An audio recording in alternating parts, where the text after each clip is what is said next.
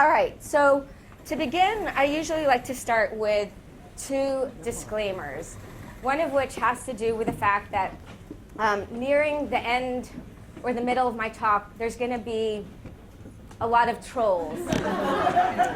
And with trolls comes a kind of offensive shitstorm. So there's going to be a lot of bad language and racism. And usually when I give this talk to a law school audience, make sure to give this disclaimer. I think with an ITP audience, it's probably not a big deal. I'm also going to be suggesting something controversial, which is maybe we should see trolls as tricksters. And if you don't know what a trickster is, that's okay, because I'll explain that later. Now, the second disclaimer has to do with the object and subject of my scholarship for the last 10 years, which has to do with computer hackers. Now, computer hackers in the wild, in the field, are very easy to identify. Those are 2 really good examples of computer hackers, right? Yet when I write about them, it's actually much, much more difficult to define them. They may share a love of computing. There's a kind of general ethos for information freedom, for privacy, for access.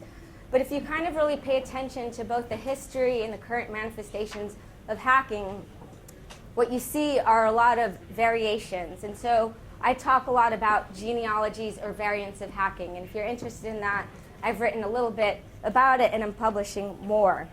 So for example, one variation that I'm quite interested in has to do with phone phreaking, which were people who would kind of break into the phone system that had then morphed into the hacker underground, and I think there's a relationship with trolling. Another variation has to do with free and open source software, whose roots lie in university community. Now, these genealogies aren't kind of separate worlds. They overlap, but the differences matter. However, as I address the kind of geek and hacker protests against Scientology, the nuance of distinctions that I'm so insistent with my work, I'm actually not going to pay attention to at all for the sake of simplicity, and also because I'm kind of struggling with how to characterize the kind of geeks and hackers who do protest Scientology, right? And so something I really want to emphasize is while there's been a tremendous consistency in geeks and hackers protesting Scientology, many hackers and geeks could care less about Scientology and don't protest, right? So just keep that in mind.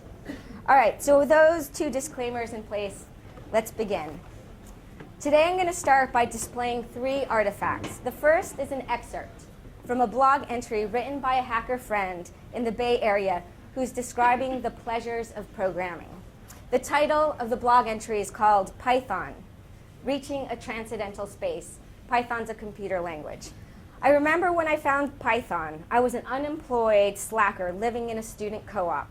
I'd sit in a since disappeared cafe in Berkeley and write reams of more or less useless code simply for the joy of it. I'd reach some sort of transcendental state fueled by relevant white space, clear syntax, and pints of awfully strong black coffee. In those days, I first felt the pure abstract joy of programming in a powerful way, the ability to conjure these giant structures, manipulate them at will, and have them contain and be contained by one another. And I bet programmers in this room can probably identify with that. Now let's compare this with a very, very, very different vision of technology. The following is an edict about the role of technology in Scientology, published by a special branch of its operations, the RTC, the Religion Technology Center, founded in 1983, which is entrusted with dealing with their technology and, as a result, their intellectual property. Keeping Scientology working, KSW, we're going to see this later. Getting the correct technology applied consists of having the correct technology, knowing the technology, knowing it's correct, teaching correctly the correct technology, applying the technology, seeing that the technology is correctly applied, hammering out the existence of incorrect technology, knocking out incorrect applications. So I think you get the point by now. Now let's watch this video from the internet-bred phenomena Anonymous, who's been on a vigorous quest to expose the Church of Scientology as fraudulent and dangerous through a range of offline and online protests. All right, so let's see the video. Hello, leaders of Scientology. We are Anonymous. Over the years, we have been watching your campaigns of misinformation. your suppression of dissent, your litigious nature, all of these things have caught our eye. With the leakage of your latest propaganda video into mainstream circulation, the extent of your malign influence over those who have come to trust you as leaders has been made clear to us. Anonymous has therefore decided that your organization should be destroyed. For the good of your followers, for the good of mankind and for our own enjoyment, we shall proceed to expel you from the internet and systematically dismantle the Church of Scientology in its present form. We recognize you as serious opponents, and do not expect our campaign to be completed in a short time frame. However, you will not prevail forever against the angry masses of the body politic. Your choice of methods, your hypocrisy and the general artlessness of your organization have sounded its death knell. You have nowhere to hide. Because we are everywhere. You will find no recourse in attack. Because for each of us that falls, 10 more will take his place.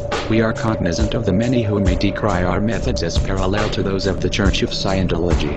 Those who espouse the obvious truth that your organization will use the actions of Anonymous as an example of the persecution of which you have for so long warned your followers. This is acceptable to Anonymous.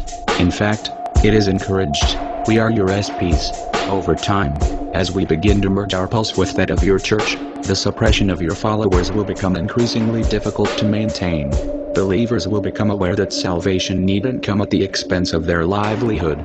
They will become aware that the stress and the frustration that they feel is not due to us, but a source much closer to them.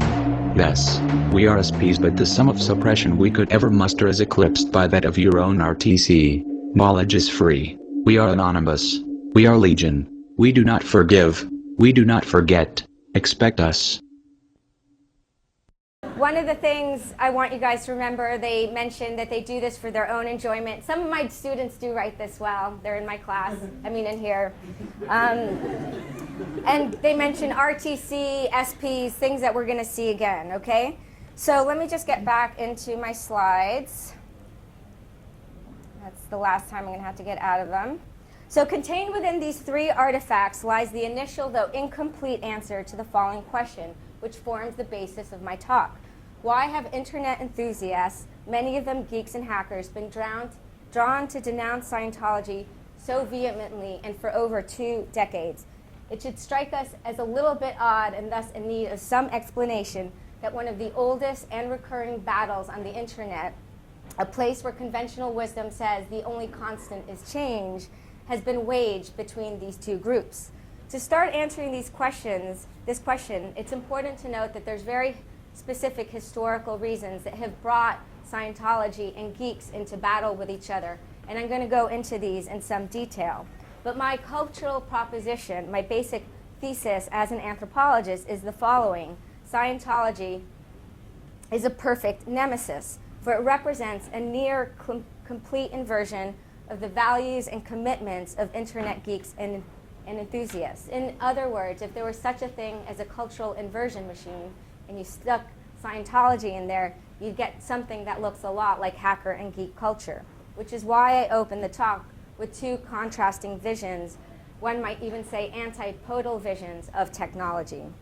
So before I get to Anonymous and before I flesh out as well as complicate my theory of antipodal cultural relations, I'm going to provide a brief history of the initial battles waged in the 1990s between Scientology and its critics. And to do so, I'm going to tell you how I fell into this topic, because it tells us something very important about the role of contingency in all of this. So most of my research concerns how and why free software developers and hackers reformulate liberal principles such as free speech through their techno-legal practices. And I do so in light of the pleasures of hacking, the forms of bliss and joy that often deviate and run against the grain of liberal commitments. So when I was conducting field work, mostly in San Francisco, Scientology was raised with remarkable frequency.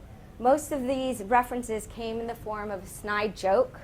Other times they were more substantial. For example, some people said, oh yeah, I was on the Usenet group where we criticized Scientology. Another person told me that they released secret church documents.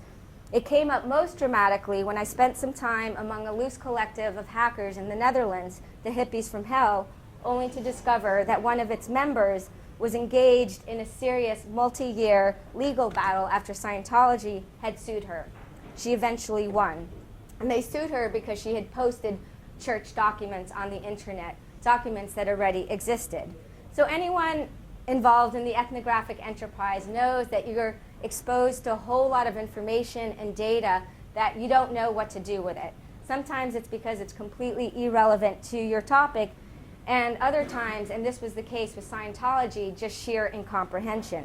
So I completely filed away this information only to access it again when I ended up a few years later, somewhat randomly, in the very, very, very, very north of Canada at the University of Alberta, where there happens to be the largest Scientology archives in the world.